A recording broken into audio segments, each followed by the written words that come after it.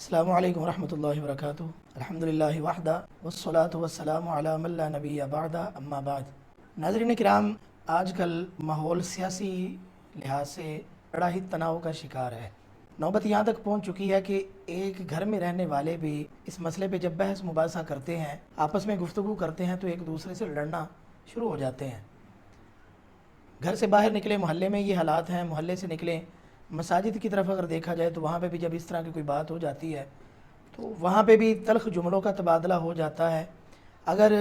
سیاسی جماعتوں کے آپس کے ٹکراؤ کی بات کریں تو نوبت بسا اوقات ہاتھا پائی تک بھی پہنچ جاتی ہے، اور بالخصوص 9 مئی کو تو ہم نے بڑے ہی وہ اندوہناک مناظر بھی دیکھے ہیں۔ تو بحیثیت مسلمان ہمیں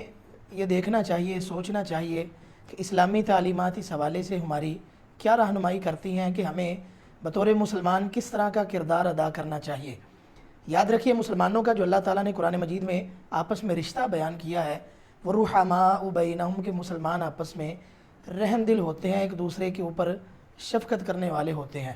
اسی طرح سورہ حجرات میں اللہ تعالیٰ نے مسلمانوں کو یہ حکم دیا کہ وَإِن طَائِفَتَانِ مِنَ الْمُؤْمِنِينَ اقْتَتَلُوا فَأَصْلِحُوا بَيْنَهُمَا، کہ اگر مومنوں کی 2 جماعتیں آپس میں لڑ بیٹھیں تو ان دونوں کی آپس میں صلح کروایا کرو، نہ کہ انسان وہ کسی ایک فریق کی سائیڈ لے کے وہ دوسرے کے اوپر ظلم و ستم شروع کر دے۔ تو اسی طرح وہ ہم دیکھتے ہیں کہ بسا اوقات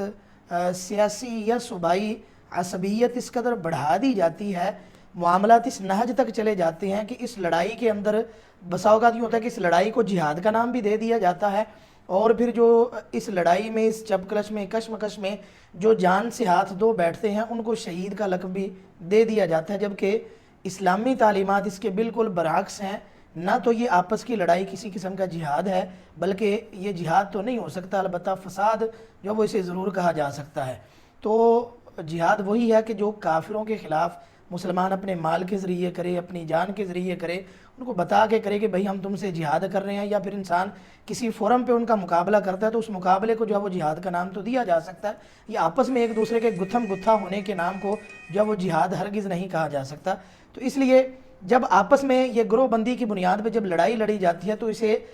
حدیث کے مطابق جہالت والی لڑائی کہا جاتا ہے، جبکہ اسلام نے تو اس قدر وہ مسلمانوں کو باز رہنے کا حکم دیا کہ صرف لڑائی کرنا۔ حدیث مبارکہ کے الفاظ سنیں، حضرت عبداللہ بن مسعود رضی اللہ تعالیٰ عنہ روایت کرتے ہیں، صحیح مسلم شریف کی 221 نمبر حدیث ہے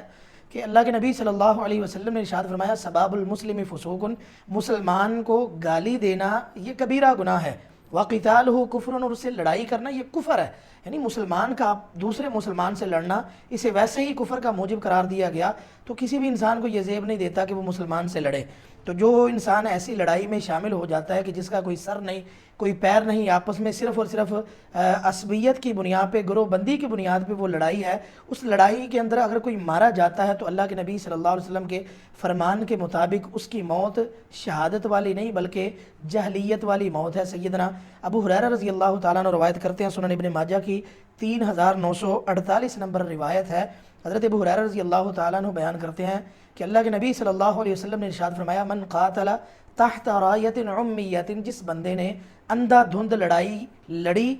اور یدعو لعصبیت، اس لڑائی میں شامل عصبیت کی بنیاد پہ ہوا، ویغضب لعصبیت، اور اسی عصبیت کی بنیاد پہ اس نے دوسروں سے وہ غصہ اور ناراضگی رکھی، دوسروں سے لڑائی جھگڑا اس نے صرف عصبیت کی بنا پہ کیا، تو اللہ کے نبی صلی اللہ علیہ وسلم فرمایا کہ فقتلتہ جاہلیۃ،